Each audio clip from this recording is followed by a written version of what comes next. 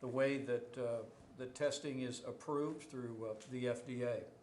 Now, I'm pleased to report that we have more than 2,500 kits that are being distributed around the country this week that'll make more than 1.5 million tests available at hospitals that have requested them and in areas of the country that have been particularly impacted by the coronavirus. In addition to that, as I've spoken with many governors, we've also approved a process for testing that can be conducted at state laboratories anywhere in the United States of America, and also at university laboratories, and that's now available. But as Dr. Birx and I discussed, and the Secretary and I discussed, our objective is to make tests available broadly to the American public.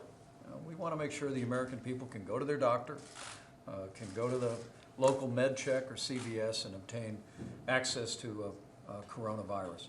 In fact, yesterday the administration just recently changed the guidance from CDC that any American that wants to be tested for the coronavirus on their doctor's indications can be tested. Now, meeting that need is the reason we have this meeting today. I'm glad to be surrounded by CEOs of the nation's leading commercial laboratories who have immense capacity to do testing and to facilitate this effort. And I want to thank those that are gathered around the table for being here and for informing me just a few short minutes ago that in cooperation with our administration, with some changes with the FDA rules that are going forward, that they have formed a consortium in this industry to share information and to speed the availability of tests to the broader American public. We are going to focus the availability of testing in the areas that have been most impacted, communities where we have coronavirus cases. And for my part, after I traveled to Minnesota to visit 3M, that is a leading manufacturer of surgical and healthcare masks, we're also announcing today that I'll be traveling to Olympia in Washington State, meeting with Governor Jay Inslee.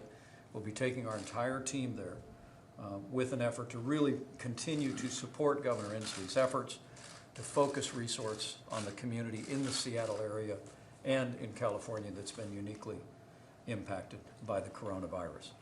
But on behalf of the President, let me just say how grateful we are to each and every one of you for the swift and collaborative and frankly, distinctly American way that you've approached this issue.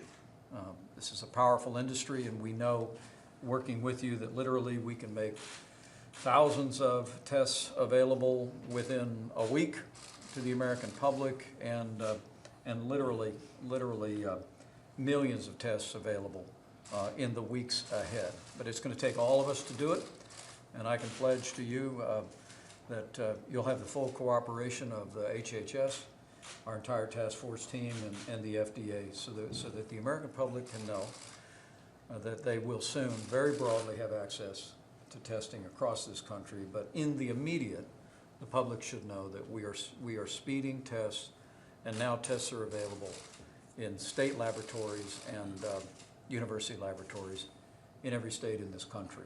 So we'll continue to lean into this, but let me thank Adam Schechter and invite you to make a few comments about LabCorp's role, and thank you for putting this consortium together. We're grateful for the leadership of everyone at this table. Thank you, Mr. Vice President, and we appreciate you convening this very important meeting.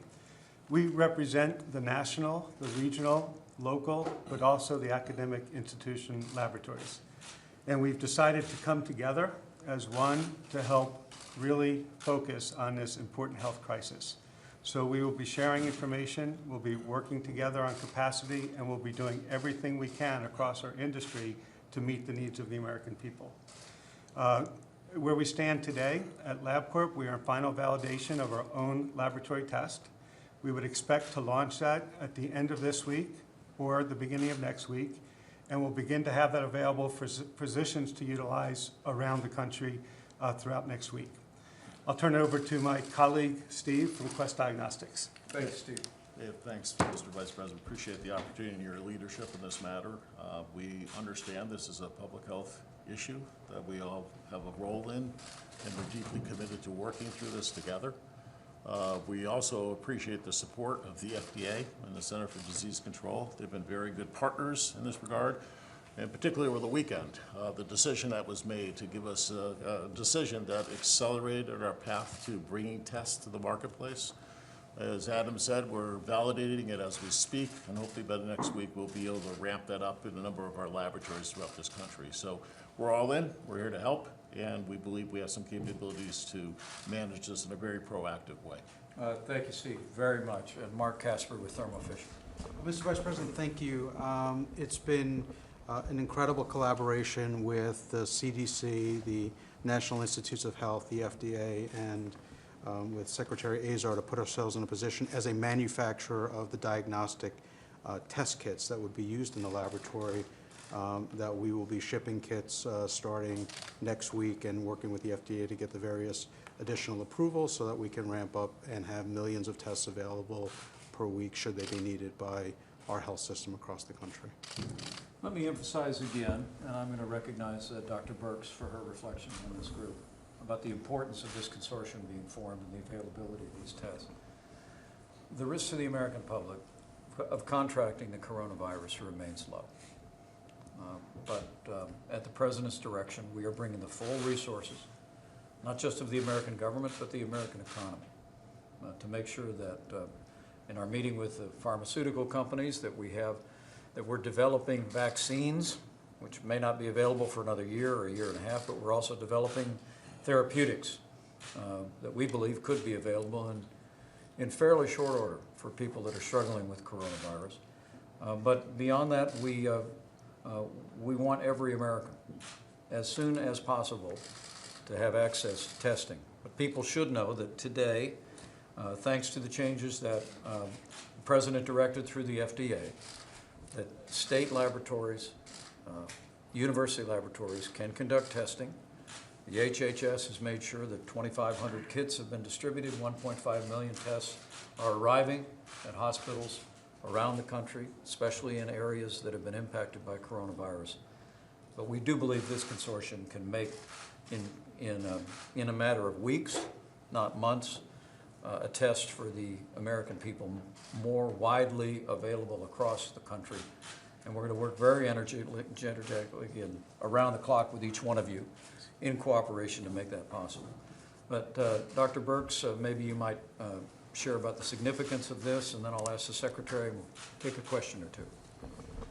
Thank you, Mr. President and Mr. Vice President. What has been really helpful in these discussions is understanding that obviously diagnostics is the gateway, both for prevention and ensuring that they can provide prevention interventions as well as treatment. And so this is really why we have assembled. We've had meetings about treatment, about vaccines and prevention, but making sure that every American family understands if they have someone in the household that is positive, what preventive medicines we can take right now to ensure that that virus is not transmitted to others. You have to have that information in order to be proactive and have that understanding. This group can solve this issue for the general practitioner out there and for the minute clinics and other available outlets. And so while we work within the healthcare delivery system, we want to make sure that we're covering every single aspect of where the American people seek their healthcare. And I've been so impressed in just 3 days of them. As soon as a barrier comes up, the administration immediately addresses that, understanding that that gets us to the result and the goals quicker. And it's just been a privilege to be here the last 3 days. Thank you, Dr. Burke. All right, thanks, guys. Thank you. I said a question or two. Go ahead. You said, Mr. Vice President, that you'd be going to Washington. Can you tell us what the goal of that trip is, and is that tomorrow? We'll be traveling tomorrow. I'll be visiting Minnesota, visiting 3M. We're working with them, working with members of Congress to pass a supplemental bill to see to the manufacture of literally tens of millions of masks for our healthcare workers. It's very important to say that our medical experts have made it clear the American people don't need to buy masks, but we want to make sure that people that are caring for the American public have the proper protective gear, masks and gloves and goggles to be able to be safe as they administer their care. Then we'll be traveling on to Washington State. I'll be in Olympia We'll be meeting with Governor Jay Inslee, and we'll be bringing our team with us to further coordinate and ensure that we are giving all support necessary to Washington State's efforts there. I will tell you, having spoken to Governor Inslee yesterday, we continue to be very grateful and very impressed with Washington State's efforts. But by being there on the ground, I want to assure the people of Washington State, people of California, people that are in the communities that are being impacted by the coronavirus, that we're with them. We're going to ensure that the full resources the federal government are brought to bear on those that are struggling with this illness, and also supporting the community and the efforts to determine the nature and exactly how widespread the coronavirus might be at this point. Mr. Vice President, obviously there are efforts to expand testing and to expand the number of kits, but there have been criticisms that this may be too little too late. What do you say to those who say this should have been done far sooner? Mr. Secretary, you want to address that? Yes. So first, I want to express on behalf of our country the immense gratitude that we need to have to Dr. Robert Redfield and the CDC and to Dr. Steve Hahn and the FDA for the unbelievably fast work that is leading to 1 million tests being available by the end of the week in this country. And these are validated tests. These are quality American regulated tests that are available because of the work of these agencies. We also, at the President and Vice President's direction, are, as usual, leading the rest of the world in diagnostic testing. There was a great article in the Wall Street Journal today I would encourage you to look at that actually discusses how America's practices on testing here are equal to or ahead of what the other major countries are. Remember, we only have over 100 cases so far in the United States. We are not South Korea. South Korea may be doing tens of thousands of tests because South Korea is in a very different epidemiological position. It is more like China's situation than like the United States or Canada's situation. But now, thanks to this leadership, before we are at that point, we will have in the field millions of diagnostics over the next several weeks ready for this challenge because of the President and Vice President's firm international leadership. Yeah. Thank you, Mr. Secretary. Mr. President, Congress has reached a bipartisan agreement on a multi-billion-dollar package. Can you address that? It's much more than the original amount that the administration had proposed. Is the administration prepared to support this? I mean, can you provide a comment on that, please? Well, we've been working very closely with members of Congress in both political parties. Very shortly, I'll be back on Capitol Hill, bringing our team to meet with the Republican and Democrat caucuses in the House of Representatives. We had a very productive meeting yesterday in the Senate with Republican and Democrat members. But as the President said so well, we're all in this together. Our administration has taken the approach to listen to members of Congress, we're listening to governors, and we're absolutely committed to ensure that not only do all the federal agencies that are dealing with the coronavirus have the resources they need, but we're going to make sure that states, local health officials have their resources, and frankly, all of our private partners can be confident that as they make investments in this space, that there'll be the compensation for that. HHS has already denominated a test for the coronavirus to be an essential health benefit, which ensures that it will be covered by people's private health insurance. It will be covered by Medicare and Medicaid, and we'll continue to work in that way. But we look forward to seeing the details.